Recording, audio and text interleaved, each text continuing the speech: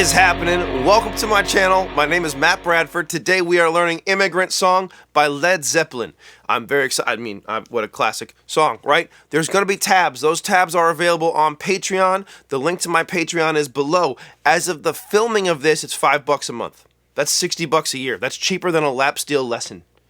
I mean, it's like the cost of a lap steel lesson if you're having a half. Doesn't matter. Point is, that was me thinking. Point is, the link is below. Please join me there if you want the lesson materials. There's going to be backing tracks and tabs and, that stuff. I sell instruments. I build and sell lap steels. I make conversion necks for your Strat or your Tele or whatever, or I build full instruments. The link to my reverb store is below, but if you want a better price, then email me, and I can give you a better price because there's no fees and all that stuff, and we can figure out, like good shipping, and it's way less expensive to go straight through me. Reverb's not taking like 10% or whatever it is. It's like 5%, but then there's like another 5. It's a whole thing. Whatever. Doesn't matter. Point is, email me. I have merch. I have t-shirts. You got the cat guy, right? And the bones guy, and beanies and all types of things. That link is below. And is that everything? Oh, finally, if you like what I'm doing, you don't want to subscribe, you don't care about Patreon, you don't want any of that, you just want to leave me a tip. You're like, I'm getting something out of this, I don't want to do any of that stuff, I just want to leave you a tip. Bam, QR codes. Please leave me a tip, it's greatly appreciated. Okay, so, Immigrant Song.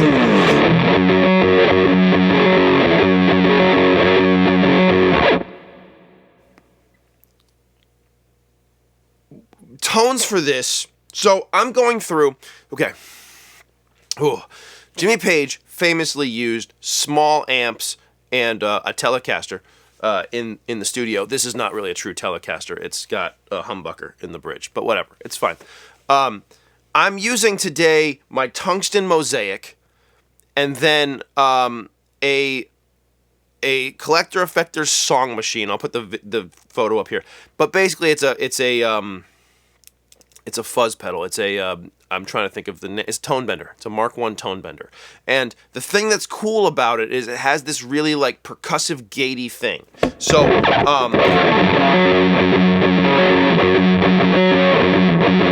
right? To me, that really helps the riff sound like the riff.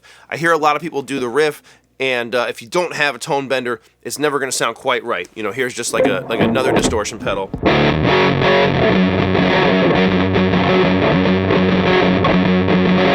Actually, doesn't sound bad.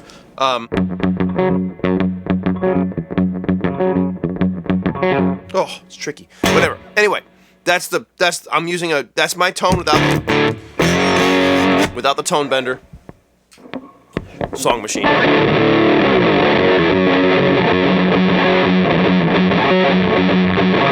Okay, so and we're up here. Okay, good. Let's get in the shot. There we go. All right. Oh, this is gonna be a nightmare.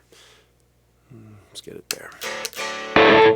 This way, if I turn. Okay, well, we'll see. Okay, so look, the first riff, the opening riff is in F sharp, and so the song is in the key of F sharp for the most part, but there's definitely some stuff that's not in the key of F sharp, which is super cool, and we're gonna really be using this scale. I don't know. We're not going to put a scale up there. Anyway, we're in the key of F sharp. And F sharp is at the 4th fret.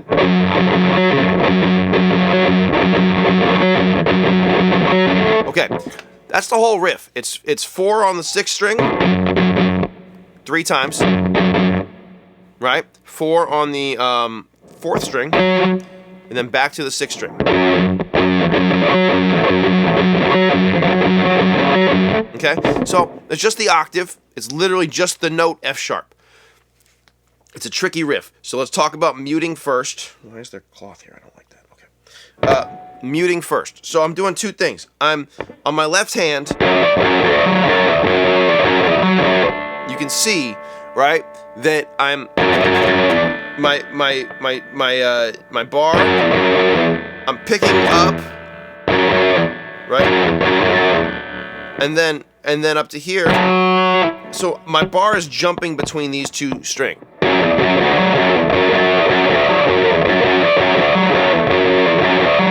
Okay? My right hand is on the strings.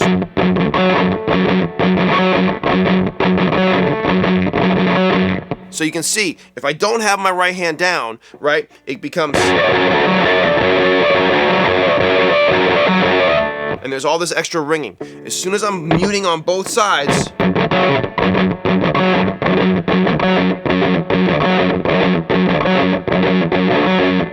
it becomes a much more controlled situation, and that's what I'm looking for. Now, picking. The way I found that I like the best is my thumb and my first finger are on my 6th string.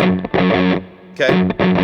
And then my middle finger, I'm not going to hold it up, my middle finger is hitting my 4th string. Okay? And I don't know how easy that is to see, but that's how we're doing it. Now, the riff is played at this tempo, which is pretty fast.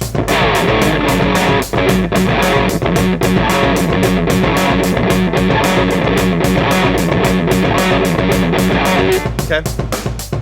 So, what I've done, the way I learned, okay, I've struggled with this riff my entire life, and when I decided I wanted to do this song, it was really an opportunity for me to learn this riff properly. I've loved it my entire life. I've never learned it properly.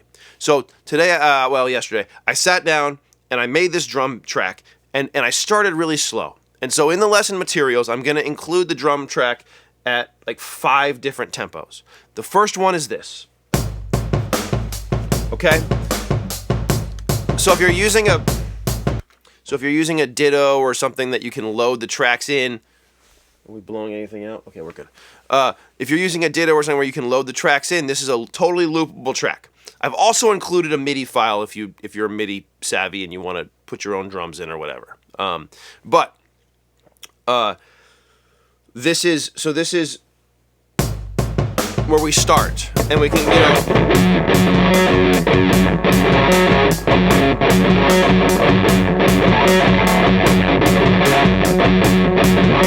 Okay, and if that feels good, and again, we want to keep it clean.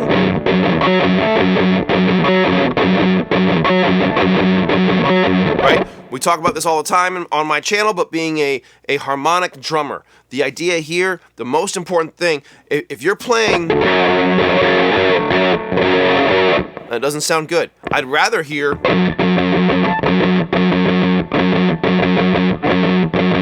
because at least that's in time and it's the same notes, right? So again, the key here is the groove and being a rhythmic drummer. If I know that all the fancy stuff is fun, but if you listen to this song, there is no fancy stuff. It's this riff, and then there's some other stuff, which obviously we're going to talk about. But learning this riff is the most important thing, because this riff repeats throughout the song. It's the hardest technical part, okay? And I've got drum tracks that slowly speed up. So we have it here. And then we have it here. And we have it here. And then here. At tempo. And then faster. Okay.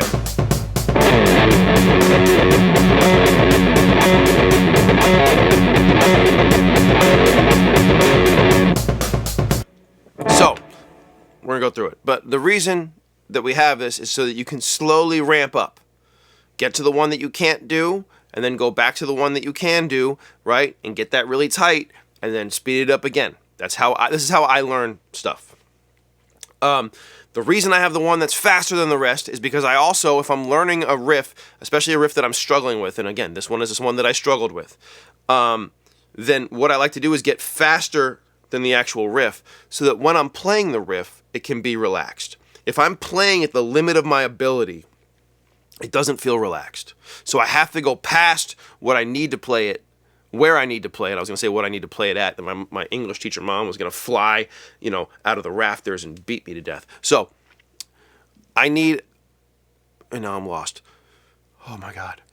Okay, right. I need to go past where I'm at the tempo at which I need to play it, so that when I can play it at tempo, I feel relaxed. Okay, so our riff at tempo.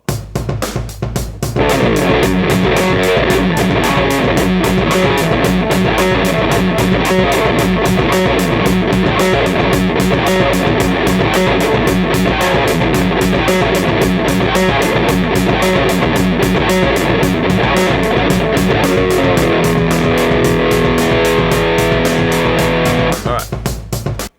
So that riff is the intro, and it's awesome. And again, start slow.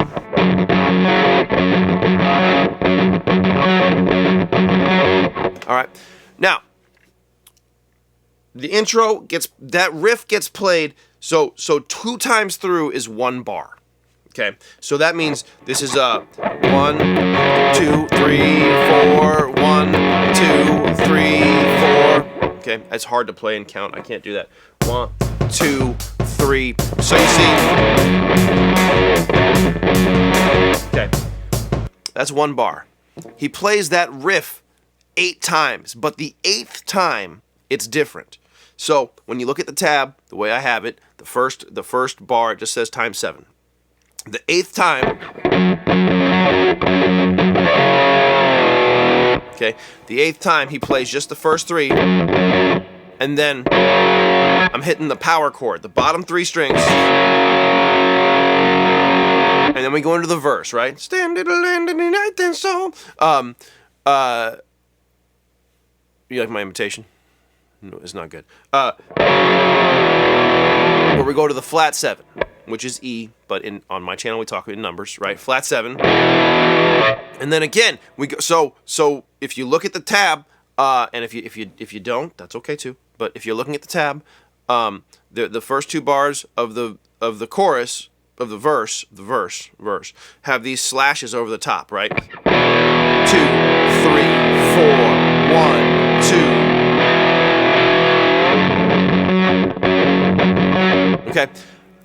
He's hitting the flat 7 once, and he's holding it for 6 beats, so a bar and a half. 1, 2, 3, 4, 5, 6. 1, 2, 1. It should be 1, 2, 3, 4. 1, 2, 3, 4. Okay, and then back into the riff.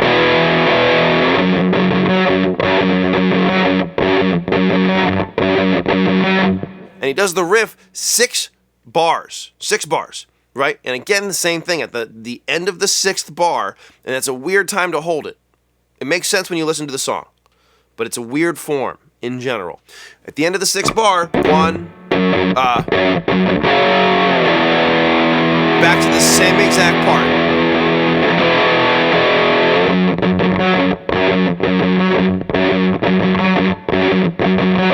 Okay, so the only thing we're adding for the verse from before, we have the opening riff. For the verse, we're just adding this flat 7 thing, right? Okay, so check it out. I'm gonna do it slow. We can do it at tempo, but there's no point in doing that. So if I go like, if I'm here, I'm gonna do the last bar of the riff, right? So if I'm 3, 4, 1, 2.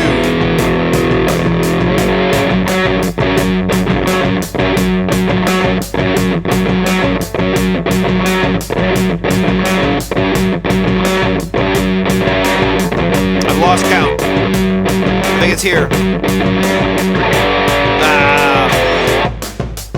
Okay, I lost count. It's hard for me to count and try to do this in my head. Okay, but so 6 times, 6 bars, right? 1. That's 1, 2, 3, 4, 5, 6. 2, 3, 4, 1, 2. 2 more bars. Okay, so 2 bars. I'm gonna change that at some point so it doesn't go to sleep, but it keeps recording, which is good. So we have the flat 7, 6 bars, flat 7, 2 bars, 1 bar. It's the whole verse. Okay? So, at this point, we can start putting sections together. We have the intro section. We have the verse section. There's only one more section to the song. So, again, so far, pretty straightforward. The chorus, right? The drum beat stays the same the whole time. There's like a little break at the end of the chorus, but other than that, Bonham's just playing the same drum beat, and then there's crashes. So I want to reiterate this as many times as I know how to, which is like the groove is the all-important thing. The groove is the thing that makes the songs. All the fancy stuff does not matter. It doesn't matter. And we're in open D tuning. I didn't even say that. We're in open D tuning. Immigrant Song and open D tuning. Should I put that earlier? I don't know. Whatever. Doesn't matter. So now the chorus or the B section, whatever it is. He's going up to the flat 3 chord. So this is still in F sharp minor, which is at the 7th fret. Now, the way I've notated it is just the chord one time on the tab, but it's 16th notes. He's playing 16th notes, which is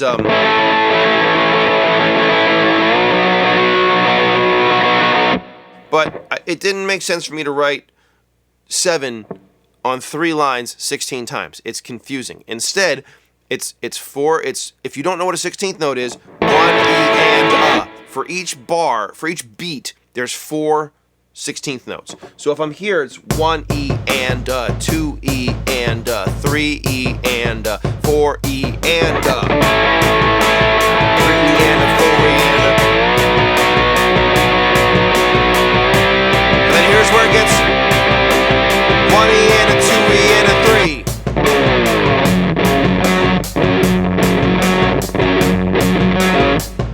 Okay, so scaredy cat. So the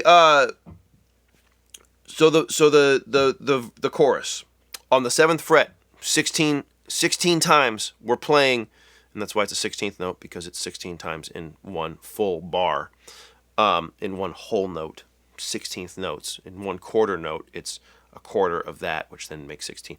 See, this is why when you're like, I'm never going to use this, when you were like learning fractions, it turns out that with music and also with woodworking, lots of fractions, at least in the United States.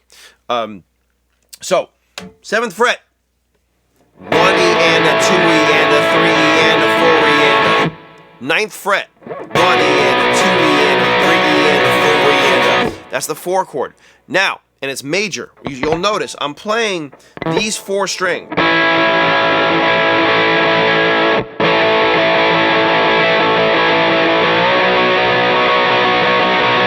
Okay, and then we go to the flat 5, which is a weird chord, and it's so cool, at the 10th fret. Okay, so far 16th notes on each one, right? 1 E and a 2 E and a 3 E and a 4 E and a 1 E and a 2 E and a 3 E and a 4 E and a 1 E and a 2 E and a 3 E and a 4 E and a, and then I've notated this on the tab, but it's 1 E and a 2 E and a 3. I don't know if he's hitting the 3. He's definitely hitting 1 E and a 2 E and a. And then, is my beard all nuts right now? Whatever. Oh my God, the ADHD. If I don't know if he's hitting the 3 or not, but it feels right to me. There's definitely a snare hit on the 3, and it's hard to tell if the guitar is there too. For at least for me, it's hard for me to tell on the recording. But 1 E and a 2 E and a 3, twist and shout. Okay, and then I added some dumb stuff, but you know, it's just, and then we're just back to the riff.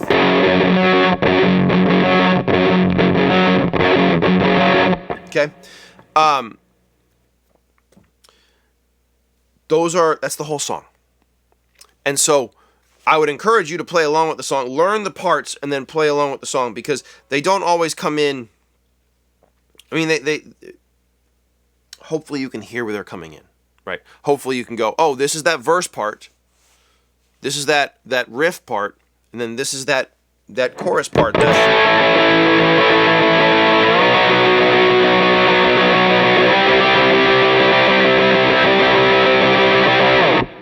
Right? And so, and you can do the whole thing over these backing tracks. And I'm going to go to the slower ones, right? If I have the, go to the verse. 1, 2, 3, 4. Go to the verse or chorus.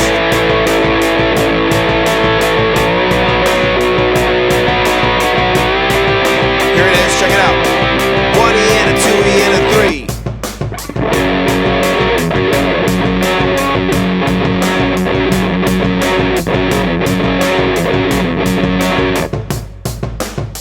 And that's it. That's the whole song.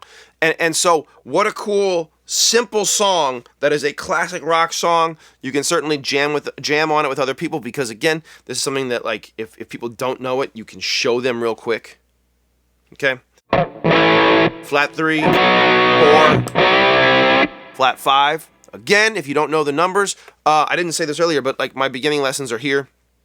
I think here, whatever, one of these sides, and they'll talk you through the numbers. But this song, F sharp minor, if you want to play leads over it, then I'm using the F sharp minor pentatonic scale. I don't have a whole thing lined up with all the stuff, but you'll see it in the beginning of the track. I'm actually, yeah, whatever. I haven't recorded the jam yet. I haven't actually figured out how I'm going to do it yet, but. That's the whole song. I hope that made sense. If it didn't make sense, please leave a comment. If it did make sense, please leave a comment. The comments and stuff help the algorithm go, oh, this guy, they should show you more stuff from this guy. So if you want that, if you don't want that, then don't leave a comment. Anyway, whatever. Look, thanks for hanging. I appreciate you being here. I hope that this lesson made sense. It's a super simple song, super fun song. I love this song so much. Join me on Patreon. All the lesson materials are there. Buy guitars, shirts, swag, whatever. I was going to say I love you all. I do. I love you all. Thanks for hanging. I appreciate you.